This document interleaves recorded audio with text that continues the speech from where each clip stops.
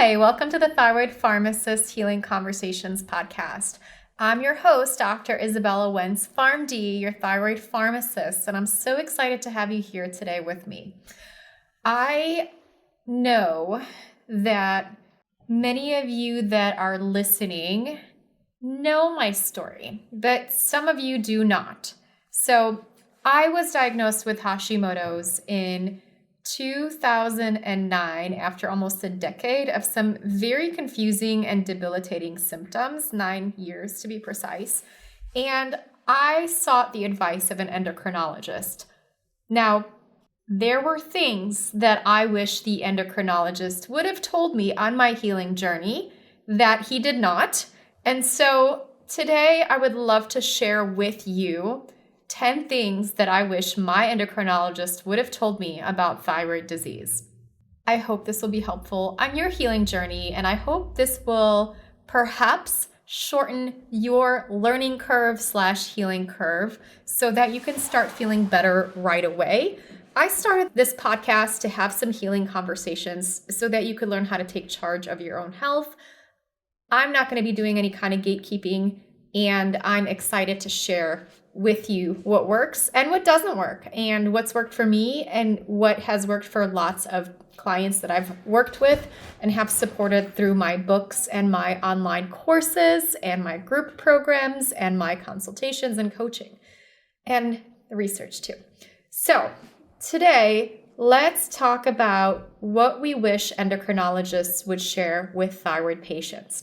So number one, I wish my endocrinologist would have told me that thyroid medications can help with symptoms, even in the early stages. Now, here's the thing. When I was first diagnosed with Hashimoto's and hypothyroidism, I quote unquote had subclinical hypothyroidism.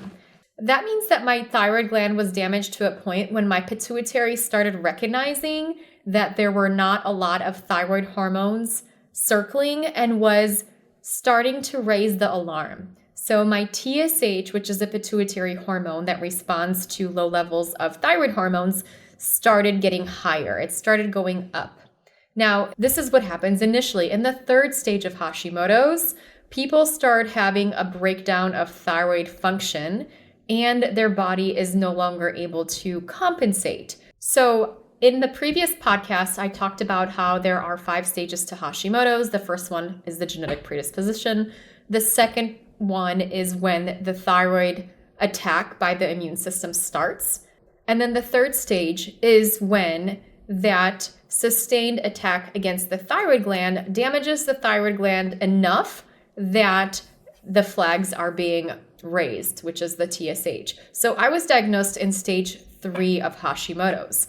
And at that point, my doctor told me that I could just wait and watch and see what happened without telling me that if I started to take thyroid medications at that point, that I would, 1, feel better, and 2, that would potentially slow down the progression of the subclinical hypothyroidism.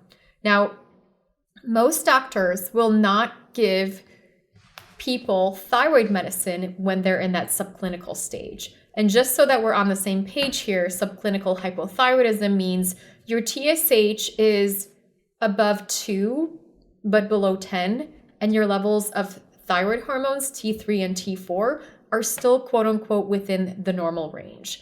And most doctors will not give people medications at that point. They'll just say, wait for what? Wait until you just feel significantly worse. I think starting thyroid medications at that point would have made me feel a lot better. I had a lot of hair loss.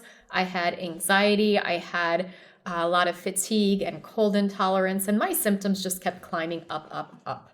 This is especially important for people that struggle with mood-related issues, any kind of symptoms, and especially for women of childbearing age, because research shows that a TSH, even above 3, can be problematic with higher rates of miscarriage, trouble conceiving, and poor fetal-maternal outcomes. So I have found that starting thyroid hormones can make us feel better and potentially slow down the progression of the condition. So I'm a big advocate of starting thyroid hormones even in the early stages.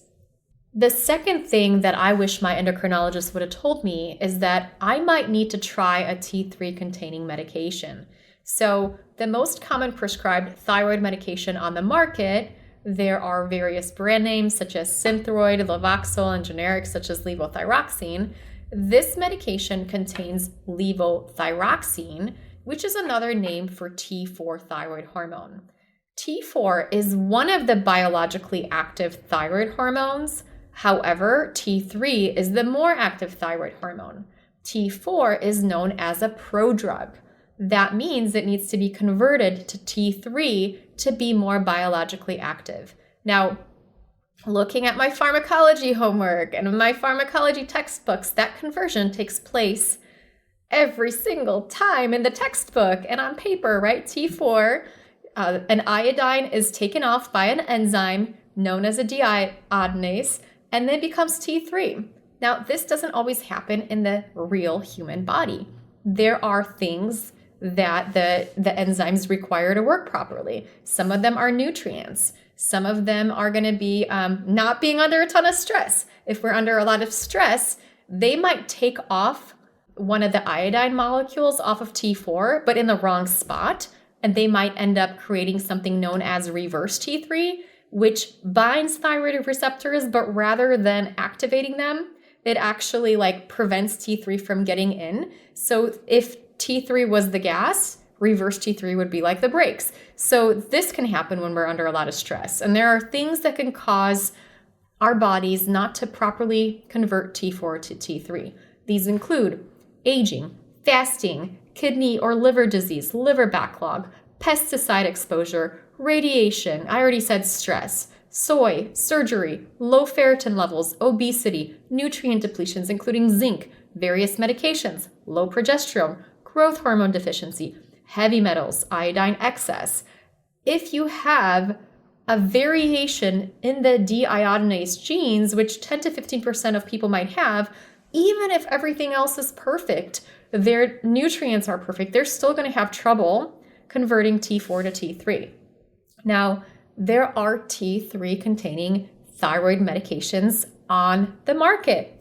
These include liothyronine, Cytomel, and compounded T3 medications. Some people need the addition of these medications to feel human again. So I know people will say they continue to have brain fog, fatigue, depression, hair loss, weight loss resistance when they're just on T4. You add in a little bit of T3 and all of a sudden their brain function comes back on board. Their hair starts to grow back. They're losing weight effortlessly. And I think probably the most devastating thing for me is a lot of people get put on levothyroxine and they continue to be depressed. And doctors a lot of times will send them to a psychiatrist and they'll get put on antidepressants. Now, very knowledgeable psychiatrists will know that in many cases, treatment-resistant depression responds well to, drumroll, T3 hormone. And I have found so many people and have met so many people that lost decades of their lives to depression because they were on the wrong thyroid medication. So what you can do is you can take T4 and you can get a medication of T3 as an add-on. So then you would be taking two medications, a T4 medication and a T3 medication. The other option is to get a either natural desiccated thyroid medication, sometimes called desiccated thyroid extract, depending on who you ask, or a compounded T4 to T3 medication that's like one pill that contains both hormones. A lot of people do really well with those medications. Some brand names include Armour Thyroid that you may have heard of, and there's also the compounded thyroid medications. So I wish I would have known that in the initial stages when I was diagnosed, that some people, many people, do better on that T3 containing medication. Doctors will say 10% of people feel better this way. The research will say 40 to 50%. In my experience, in speaking to and working with thousands of thyroid patients, I would say more than 90%. Maybe I have a biased audience. Maybe people that seek my advice are the ones that are not feeling well. So if you are here and if you're not feeling well, perhaps there's a chance that you might benefit from something like this. The third thing I wish my endocrinologist would have told me when I was newly diagnosed with Hashimoto's is to go gluten-free. I had been a practicing pharmacist when I was newly diagnosed with Hashimoto's, and I was very interested in what I can do to make my condition better, how I could get myself into remission, potentially maybe not need medications or not need as much medications. And, really, I just wanted to get rid of a lot of the symptoms that I was having because I felt quite awful in my 20s, struggling with so many thyroid symptoms. And so I found some research that talked about celiac disease and how some people who had celiac disease and subclinical hypothyroidism, which is what I had when I was diagnosed, as well as Hashimoto's, going gluten-free helped them normalize their thyroid function. And I was like, oh, I wonder if this is something I need to do. And so I asked my endocrinologist about this, and I was eating gluten at the time. He tested me for celiac disease and said I didn't have celiac disease, so I didn't need to worry about gluten. I listened to this advice, and for many years after that, I still continued to struggle with thyroid symptoms, as well as irritable bowel syndrome and acid reflux and carpal tunnel in both arms. I finally sought the advice of integrative medicine, and I ended up doing a food sensitivity test known as ALA test. And I'm going to link that in the show notes. And it showed that I was sensitive to a variety of foods, gluten and dairy included. Now, I was like, oh no, this doesn't work. My endocrinologist told me and blah, blah, blah. And I decided to go gluten and dairy free just to prove that it did not work, right? Just be like, okay, I can check off my list. This test doesn't work and yada, yada, yada. And so I went gluten and dairy free. Within 3 days, my acid reflux went away. My bloating went away. I was like really into fitness at the time, but I constantly had a belly. And I'm like, how did I get a six pack? Like, where did this come from? And then my irritable bowel syndrome went away. And within weeks, my carpal tunnel went away. And I was like, what is this food, right? And so I really wish that my endocrinologist would have told me to go gluten-free. This is one of the first things I recommend to my clients. And majority of my clients, I would say 88% of the time, they feel better gluten-free. A lot of times they say they can lose more weight, their energy improves, their bloating improves, anxiety, hair loss, acid reflux, brain fog, constipation, stomach pain. A lot of these things get significantly better just by going gluten-free. So I really wish my endocrinologist would have told me that. And then one last thing, I do not have celiac disease, right? You do not need to have celiac disease to feel better gluten-free. The fourth thing that I wish my endocrinologist would have told me when I was diagnosed with Hashimoto's and hypothyroidism is that diet can have a big impact on thyroid health. In my experience, I've seen people eliminate various symptoms and even thyroid antibodies simply through changing their diet. The biggest things I recommend are eating for blood sugar balance. So generally that's going to be fewer carbs and more fat and protein compared to the standard American diet, and potentially doing an elimination diet to see what foods you're sensitive to. Gluten, dairy, and soy are the most common reactive foods. The fifth thing that I wish my doctor would have told me when I was diagnosed with Hashimoto's is that using selenium, this tiny, tiny micronutrient, can actually help a lot of thyroid symptoms and reduce thyroid antibodies. The research has shown that using 200 micrograms of selenium per day over the course of 3 months can lower thyroid antibodies by about 40%. In my experience, what I've seen is that using selenium can actually lower antibodies, lower anxiety, and improve hair loss. This is like across the board what I see in my thyroid clients. The other thing that's been really interesting for me to see in the last few years, new research has combined selenium with myo-inositol, where a dose of 83 micrograms of selenium is used and 600 milligrams of myo-inositol. The two are used synergistically, and that actually allows them to have a greater impact on symptoms and thyroid antibodies. And in those cases of subclinical hypothyroidism, this can actually normalize thyroid function. And I so wish I knew that when I was first diagnosed, because potentially I could have avoided the use of thyroid medications just by using myo-inositol and selenium. So this is something that I try to really advocate for and I try to really share about. The sixth thing that I wish my endocrinologist would have told me is that Hashimoto's and iodine deficiency-induced hypothyroidism should be treated differently. So some individuals might have iodine deficiency, and iodine is a required nutrient that's needed to make thyroid hormone. Now, in Western countries, public health officials had noticed that people who were iodine deficient developed hypothyroidism. So they decided to remedy that by fortifying our salt supply and other types of foods with iodine. And this has led to mostly a resolution of iodine-induced hypothyroidism. Like people would have these like giant goiters on their neck, and children would have a lot of health challenges, and people would have intellectual disabilities because of this deficiency.